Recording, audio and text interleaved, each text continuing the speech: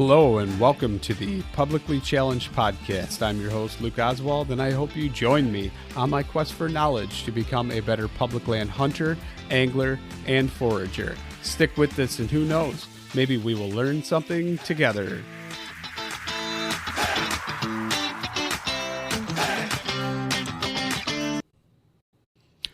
All right, real quick before we get started on the show, I'm just going to talk about Treeline Academy. You've heard me say it. I can't even tell you how many times. Mark Livesay is treelineacademy.net. That's treelineacademy.net. Sign up. Use the promo code PC2020. Save yourself $20. Can't say it enough. It's awesome, amazing, most comprehensive e-scouting course out there.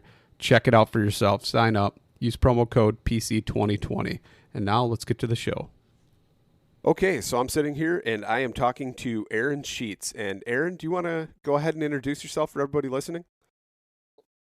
Yes, sir. I'm a co-owner of Barren Treestands. We got started here in November of 2021. Personally, I'm a graduate of Radford University 2013. I'm a project manager and estimator, and been hunting for about 20 years. And I'm really excited to be on the show, and thank you for having us on. No problem. So let's kind of get into a little bit. You're from Virginia. You live in the Blue Ridge Mountains, or at least near the Blue Ridge Mountains. Is that where you primarily do most of your hunting? Yes, sir. I do mostly private land hunting, very little bit of public land. The guys that co-own the company with me, they do primarily public land hunting in the mountains, and yeah, that's kind of where the product got started, is with the co-owner Alex hunting in the public land. So let's talk about that a little bit. I mean, but before we get into that, I want to kind of just get a feel for like what it's like hunting. I mean, it's mountainous. You and I talked a little bit earlier. It's very dense timber out there, right? How long you been doing that? Is it mostly over bait? What's it like? No, baiting is outlawed here in Virginia. Okay. Yeah, it's mainly hardwoods. It's primarily oaks and hickories, and very, very steep mountains. Typically, what they do to get into most of their deer is to hunt the saddles, the crossing routes, and just find the ridges that are dropping acorns, buck sign, and when you get into the right pockets, you can have pretty good success. Yeah, I mean, so you said you've been hunting for how long? 20-something years? About 20 years. 20 years. Mm-hmm. So in that 20 years, how have you progressed? And is there anything like you've really picked up that you did, you know what I mean? Because it's made a big difference from me from when I first started now, and I hunted primarily private land. And when I made the switch to public, that's when I truly realized like I am publicly challenged. That's how the name and everything, the culmination of everything is how it all started. And it was, you're challenged, you're realizing you're against people, you're trying to fight for a good spot, you're trying to figure out the lay of the land, figure out the deer, and figure out mostly the people to try and get to that point. So I'm just kind of curious. I know you said you hunt mostly private, but your buddies hunt public and co-owners of the company. When you guys are doing that, I mean, is it like that out there, or is it just vast acreage where you can kind of get away and get your own spots? So for what Alex does, it's vastly different. Him and Corey have greatly progressed through hunting public land, and that's really helped them when they hunt private.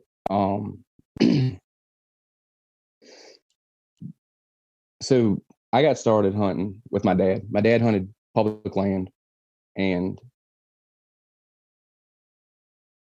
when we first started, it was, you see a buck, you shoot it. And progressing through that and getting more serious with Alex,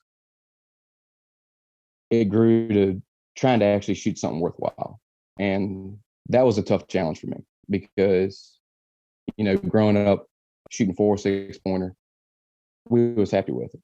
And to make that next level jump was something that was difficult to overcome. But Alex really helped me with that and helped show me that there's a big difference with hunting deer and hunting bucks.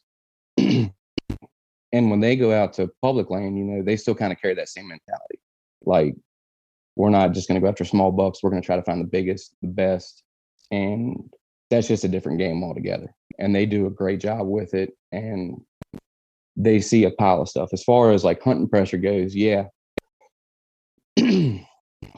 that's how the product got developed, because Alex and Corey, when they go out, they're not hunting 100 yards off the road, 200 yards off the road. They're traveling 2 miles back in, crossing huge mountains, and really getting back in there to where deer are seldomly bumped, seldomly even hunted. And that was the basis of the product, was they wanted to get back there and find those 4 and 5-year-old deer. Well, most of the people that hunt public around here, they're going to shoot 1-year-olds, 2-year-olds, and that's it. So when you get back in there, you're going to see a lot more deer, but you're going to put your time in. You're going to know what you're looking for, and they're great about that. So let's go ahead and talk about your product then. But I'm kind of curious. Do you guys have a lot of like the tree, the timber out there? Is it mostly like a taller canopy with not a lot of low branches, or is that kind of because around here a lot of times like the whole reason I switched to a saddle, I used to use a hand climber quite a bit, and when I used that hand climber, it worked good, but there were some places I got into, and I actually got in on a really really big buck and wanted to hang and hunt and hoped he'd come back to his bed because I kicked him out of it, and there was nowhere I could hang, nothing I could do, Mhm. and I'm like, man, if I sit on the ground, I'm gonna blow this. I'll just come out of here. It didn't work out, but I after that I kind of said, you know what, I'm gonna get a saddle. My back would always hurt anyway from sitting in a regular tree stand, and having the option of that saddle really helped me. So I'm just kind of curious, was that part of it too, or was it just you guys didn't want to carry a climber anymore, and big bulky something cumbersome? What was kind of the basis of it? Because I mean, it looks like a really neat product, but I'm just kind of curious where that came from and how that truly developed into what it is. So that's a good question. That's a question we get a lot of. So primarily our mountains are hickory, oak, pine, and poplar. So very straight trees, very little branches. Or if you have branches, they're small enough to where you can cut them off with a handsaw that you carry in your pack, and you can be on your way with making minimal noise. Um, yeah. So the full story is that one of our buddies, Devin McMahon, he got involved in the saddle hunting, and he was talking to Alex about it, and Alex loved the idea, and he started using a saddle, and he started carrying the climbing sticks along with the platform. Well, again, he's walking 2 or 3 miles back in there. So what he did was he developed something just for himself, because he got tired of carrying the sticks, tired of the extra bulk, the clanging that the sticks made walking into the woods. And he developed the platform. And we grew up using climbers, like you said, because our trees are straight. We're blessed. We're not like everybody else around the United States. We have we have vast mountains with, as most people call them, telephone poles. It is what it is. We're lucky. That kind of, on a side note, that kind of also is a little bit of a hindrance when the entire mountain range is dropping acorns. Everything's got food. Yeah. So good luck narrowing it down. So he developed it, and he started using it himself, and he told some of his close friends about it. And we were a little hesitant because we're like, man, hunting out a saddle, hunting out a tiny platform, like, what's it really going to do for me? Well, Alex is a taxidermist by trade, and he'd have 100 couple of people coming in there a year, and they started asking him about it, like, what do you got going on here? Like, is this like a climber for a toddler? Like, what do you got going on here? Things like a foot wide by a foot long. And he started letting people use it in his backyard, and they were like, dude, you got something here. And I used it, and some other of our buddies used it, and we were like, dude, this is awesome. Like, you got something going on here. And it's not only great for public land where you got to hike in a couple 100 yards, a couple miles. Like, I use it where I hunt private land where I got to walk 100 yards from my stand, just because the saddle's comfortable. The climber's nice because in wind direction, I can change. If the buck's bedded to the north and I got a north wind, well, I can still adjust and just move up the ridge a little bit, maybe get in position to kill him. It's just a versatility thing. It's a compact thing. It's lightweight, so it doesn't hinder you when you're walking in.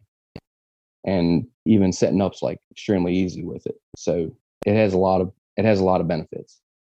Right. So let's now that we've been talking about it like that, let's kind of break it down as far as what it is exactly and how it's used, because we've talked about it. We kind of said it's like a climber, but when I look at it, it looks, and to me, like I've often thought about using a seat for the hand climber that you could actually use that you climb with, right? And putting some straps on it or something, but it just never seems Mm-hmm. stable or quite sturdy enough to be able to side load it or do anything like that. So for all the listeners out there, so they can get a visual of it, I mean, how would you best describe it? And then I'll try and break it down too, so they can get a real clear, concise idea here. So the easiest way to describe it is it looks like one of the older API climber platforms. It is like a classic design. It was designed that way because that was the safest way we could design it to where we could um, concentrate the load to be in the center of it. So you got your arms at the 45-degree angle that connect to the vertical arms, and those are connected by D-loop pins. And that, again, that's so that your load can be distributed equally throughout the platform. And then we have a cable that runs around the tree that has a loop that's crimped 3 times. That's a steel cable that's wrapped in rubber. And it's not as pretty as the Lone Wolf. I'm not going to pretend it is. Lone Wolf is cast versus ours is tubed. But for those that actually do not know, tubed is much more stronger than cast aluminum. And ours has been tested by the ASTM for static load. It's rated up to 300 pounds. For those that don't know, the static load test is to hang 600 pounds off the front of the stand for 2 minutes. And it is visually inspected. And if there's any deformation in the stand, it fails. It's been repetition tested by the ASTM standards through SGS TEC in Georgia. And that test is 10,000 repetitions at 300 pounds. It hangs off the front and it bounces off to simulate a climbing motion with a piston on. And it also has been tested through static adherence. And that's where a 300-pound plate is placed on each of the 4 corners to see if there's any deformation in the stand when you stand on one side or the other of it. So this is not a homemade project. We do have it third-party tested. We are insured, licensed, and all that good stuff. So that's all to say that the tube aluminum is safer than the cast aluminum. Yeah. No, I think it looks pretty cool. It to me, it reminds me of, like, I had an old Viper, a Summit tree stand that was the old Viper. I don't even remember which one, but I hated that thing. That's when I went and got the Lone Wolf hand climber, because it was just, if I was hunting private land and I could set it up at the base of the tree at the beginning of the week and maybe move it 1 or 2 trees over or something like that, it would have been ideal. But for me, going back and sometimes going deep or wherever I'm going or up and down hills, it just gets caught on every single branch and everything in the way. And Mm-hmm. I hate it. I just absolutely hated it. I listed it and sold it on Marketplace or something before I even had another tree stand. I just wanted it gone, so I had no choice but to get something else. And luckily, I found Mm-hmm. the Lone Wolf Climber, and I used that for a little while. But then once again, it wasn't as big, it wasn't as comfortable, and Mm-hmm. then I started having problems where I couldn't sit even for like a full half day or something. It hurt too bad, especially when you're doing multiple sits, you know, getting down and going back out in the evening or whatever. A whole day sit was impossible. And I found myself standing. So then I was like, man, my back hurts. What can I do? So I started saddle hunting. And using climbing sticks, and I hate climbing sticks because they are loud. They take a while to put up. Um, but now I've got some quieter sticks. I've got some Timber Ninja sticks. They're a lot quieter, and so I mean it every little thing helps. But I mean, if you had the right scenario, that's kind of like the ultimate approach. It's better than having linemen's like climbing spikes or tree climbing spikes because you're not, making as much noise and it's not as scary in the dark, to climb up a Hmm. tree. So it's pretty cool. And that's what it reminds me of though, is like a just a Honey, I Shrunk the Kids with like the beam coming down and shrinking a full size platform. But I mean, how does it hold up as far as like side loading and stuff? Can you swing around the tree and stand on it and stuff? That's probably one of the more common questions that we get. And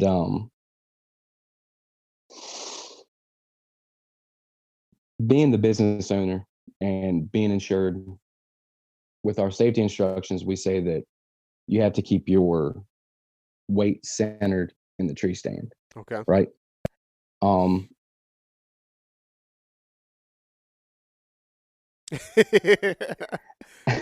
For yeah, liability reasons, we don't have to say that. I get it.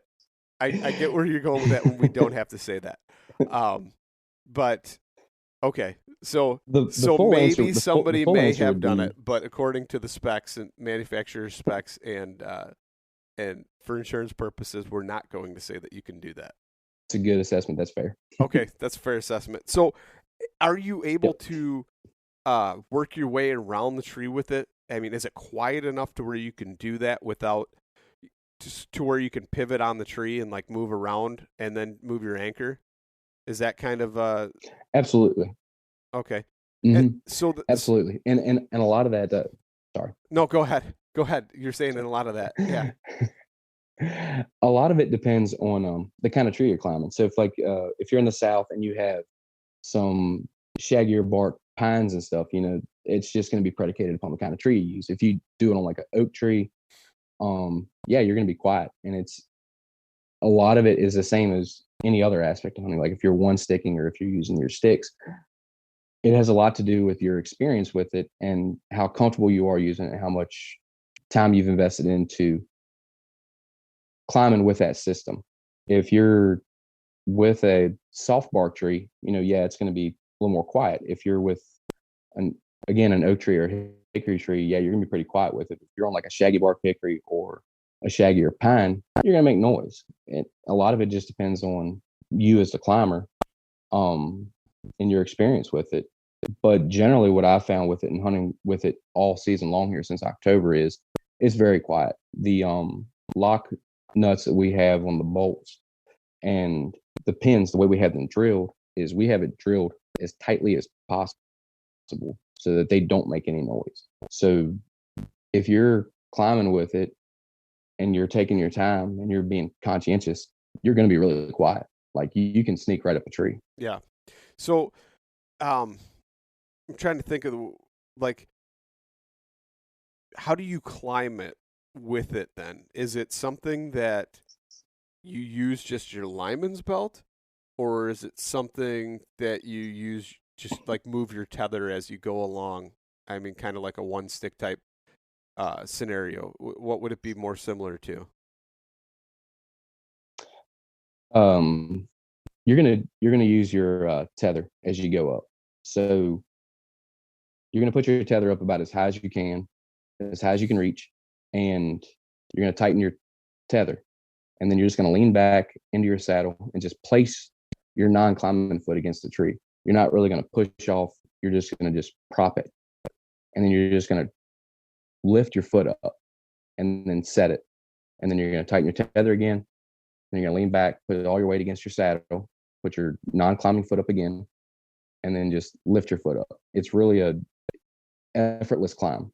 Like in the video that's that we have out right now on YouTube, that's kind of hard to portray that it's not a 2 foot climbing thing. Like you're really just using your non-climbing foot as a prop, just to shift your weight back and then lift your foot up, Okay. just to take that pressure off of the stand and just go up the tree. It, it's really effortless. It's really, again, it's really quiet. once you get the hang of it, because it's like anything else. Like, you have to get used to it. That's why we strongly urge people before they go out and hunt with it. Go out and play with it in the yard. Go out and just find like even a tree that just you can only get 6 foot up in. Just get comfortable with it. Understand its mechanism. So when you're going into the woods for the first time, you're not fumbling around. Okay. So does it have, because it's happened to me and I'm an idiot and didn't put the tether that holds the two halves together, right, on a tree stand. And you'll be doing something and you Mm-hmm. kick it or bump it with your foot, or you have it set because you have it set super tight so it's leaning real hard on an angle towards the tree, because as you get higher up that tree tapers up and you want it tight when you get up there. And just doing stupid stuff like that, but it's at an extreme angle when you're first climbing up and you get it like 4 feet up, and I've done it, and then you drop out that bottom of the tree stand. Is there something that kind of like you attach a tether or something to your yeah, you get what I'm saying, right? To your saddle or something to Yep. where it does that? Yes, sir. We send that with every tree stand. Me and Alex call it the lifeline. It's sent with every tree stand. It's just a foot, you tie to the saddle, you tie it to the stand. Because, like you said, yes, it has happened to all of us, and that's not a fun place to be in. Because I can just imagine, you somebody not doing that, and I mean, does it come with? It's got to come with some type of like important. Please notice. Please read this. Something right that says that. Yep. Because I can picture it in my head, some guy being 3/4 of the way up, or 20 feet in the air, and all of a sudden going, "Oh man, how am I going to get down now?" Absolutely. Yeah.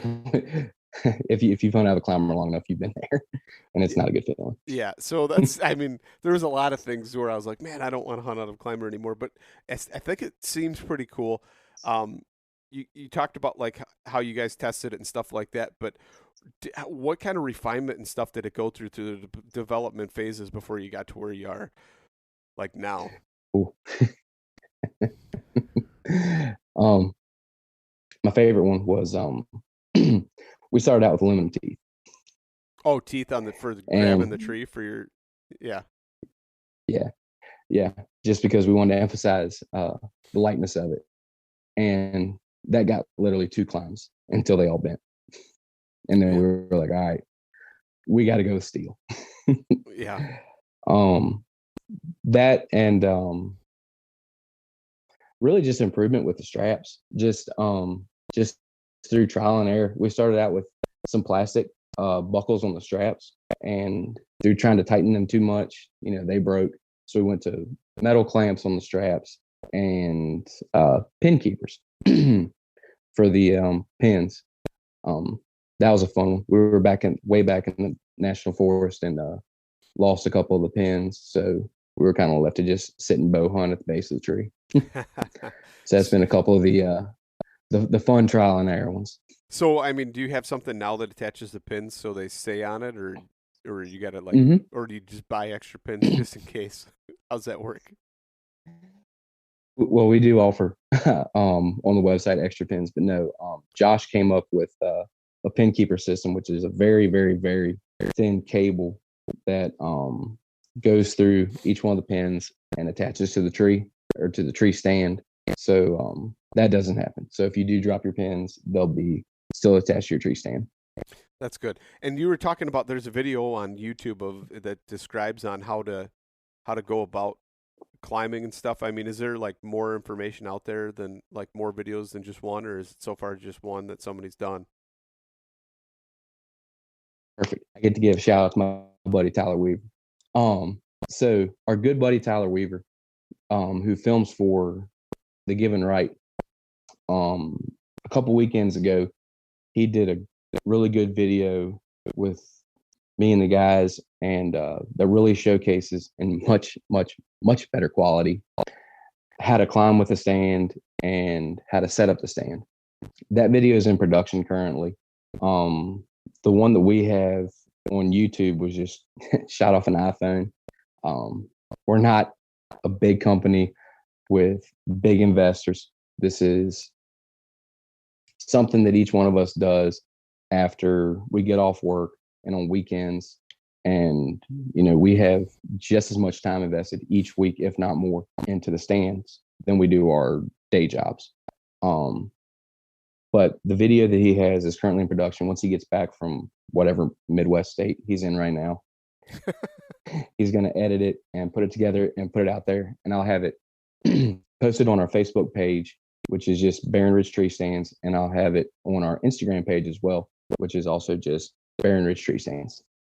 Yeah. No, So that'll be out there hopefully very, very soon. That's cool. So I'm kind of curious, what's the actual price point on these tree stands for everybody if they're wanting to like actually get one and stuff? Is there um, pre-order phase right now? Where are you at with that? No, we have a handful in stock right now. We just recently started offering a bronze color and a green color to go along with the black and camo. The price point right now is $280, and everything is made in Augusta County, Virginia. It's welded in Virginia. We have some welders who we're really close with that are full-time certified welders. A couple of them weld for the government. They are powder coated, not painted, here in Waynesboro, Virginia. Everything's made in-house here in the USA, in Virginia. So that's kind of why the price point is the way it is just that, welders, powder coating. No, I mean I get it. I mean it looks like it's well made. It definitely does. What kind of, is there like a warranty or anything with it, or a guarantee or anything like that coming along with it, or they just don't need it? No, there is a warranty. If there's anything on our end that malfunctions, we absolutely honor that, and we will be on top of it. You reach out to us. Josh is on top of his game with the email. He'll reach right back out to you. Probably, if he keeps it up like he is right now, within the hour. Within the hour that you email him, email Barren Ridge Treestands LLC. He'll be right back with you. Anything that goes wrong as far as quality, production, whatever, we're going to honor it, and we will send you either a new one or a full refund. Have you had any issues so far? I can't really see anybody beating them up too bad yet. Luckily, we haven't had too many issues. Okay. Luckily, praise the Lord. So you hunted out of it all season so far this year? Mm-hmm. Yes, sir. How's it been? I mean, hunting out of it is pretty cool to know that. I mean, is that the first full year you've been hunting out of it, or is it? I mean, I know you had your developmental phases, but now that it's like full on production, is that kind of something that? Yeah, this is my first year saddle hunting at all, and it's been a game changer for myself. There's really no other way I'd really rather hunt than just out of my saddle, and seriously out of the tree stand. Like I said, though, we're much more blessed than many others. We have, pick your tree, pick a tree that you want to hunt out of, because they're all straight. It's a lot of fun. It's really easy. Like I said, with the wind direction playing a big factor in it. Like, I want to hunt this area. Well, the wind's not right. Well, it doesn't really matter. I can move 60 yards up the ridge and I'll be fine. It's been a lot of fun. It's just another tool in your belt. It's not meant to replace the sticks. And for those people out there that hunt out sticks or one stick, I respect the hell out of people that hunt the one stick method, because they are crazy. Like I said, it's just another tool in your belt. Yeah. If you're going to go after big bucks, you got to be adaptive. Like, you are only going to kill him when he's ready to die. You're only going to kill him when he slips up, and you got to adapt. That scenario might not always be out of our tree stand. It may be that he's hung up in a cedar thicket on a clear cut, and you can't use our stand, and that's okay. We're just out here just to help people and just to offer another option. All we want to do is just help all the hunters get that big buck. And if that happens to be out of our stand, that's great. If not, then power to you. I support all saddle hunters. Yeah. No matter if you go with the tethered sticks or the hawk heliums, whatever. Like, you have to adapt, and that's really the main reason we brought it to market, because we helped a couple of our friends out and they bag some good bucks out of it. And we just want to offer just another option. No, I think that's really cool. Like, I kind of got to know the guys from Twabor Saddles a little bit, and it's the same thing. And we just did an episode with them, and he was talking about. He's like, I don't care if you use our saddle or not. He's like, we just want to develop cool stuff. We want to get out there, in the space, and hopefully people like our stuff. But we're always willing to improve and kind of do things like that. And it kind of seems like you guys have the same attitude. But like you said, it's adding another tool to your belt. And my buddy was just talking about how he almost wants to switch back to a climber, but he loves sitting in his saddle. He loves how he can swing around the tree in a saddle or do those things. But at the same time, he doesn't like one sticking that much, and that's what he does. He said he loves climbing down out of the tree because of the one stick. But this year, I've noticed he's done a lot more where he's actually putting 3 or 4 sticks on the tree instead of one sticking. And he's just like, man, there's so many trees where I could just climb right up. So he started actually pre-setting up on like his property that he goes down to, his climber, and using his climber again because he just didn't want to have to deal with the one sticking up and down and stuff like that. And I told him, I'm like, man, there's got to be something out there. And it was like right after I said that, or we were talking about it, and I don't know if it's straight up Facebook spying on me, listening to me, on my phone, but I can't remember it because I saw something first, and it was in a post on like a saddle hunting classifieds or saddle hunting forum or something like that. And you and I talked about it earlier. It was your buddy talking about how you guys just launched, and I saw it and didn't really think much of it. Didn't pay attention just because everything is in bits and pieces these days, and everybody wants instant gratification. You just keep swiping with that finger, and sometimes it doesn't always register. So don't get mad at me. Don't take any offense to that. It's just our nature that we've been conditioned to do these days. But it wasn't a little bit later than that. I was talking to my buddy, and I was like, I think there is something out there like that. I can't remember.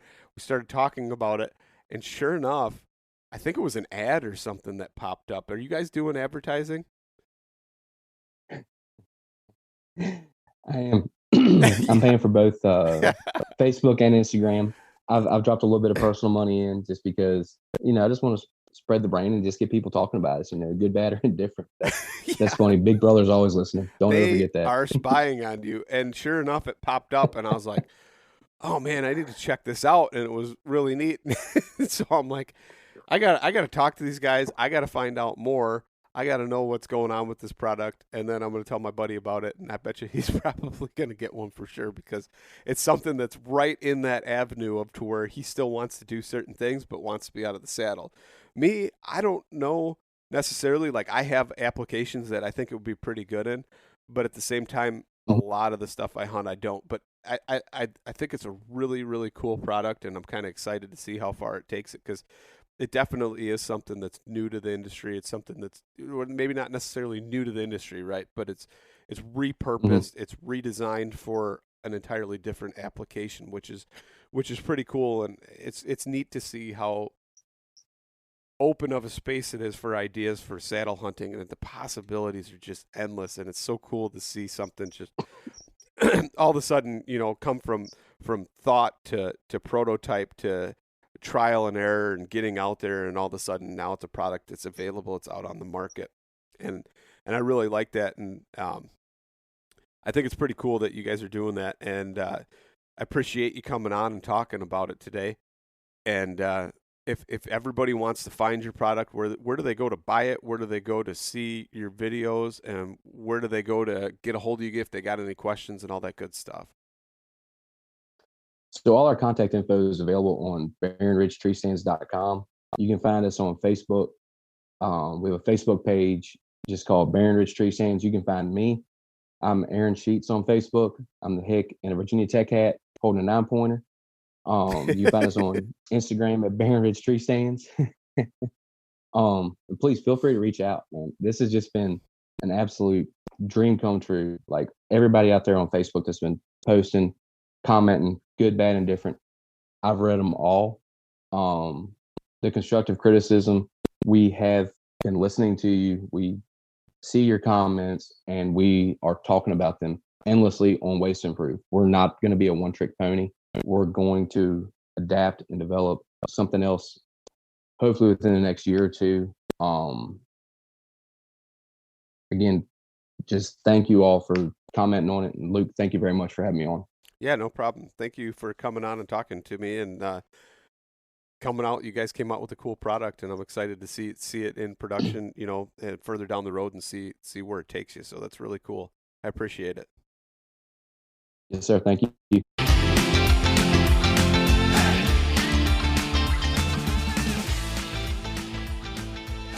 And once again, thank you so much for listening to the Publicly Challenged podcast. I hope you enjoyed the show, and if you did, please subscribe on whatever platform it is you're listening to. Also, if you could leave a review, that would help us out. And you can check us out on Instagram or at publiclychallenged.com. And once again, thank you so much for listening to the show.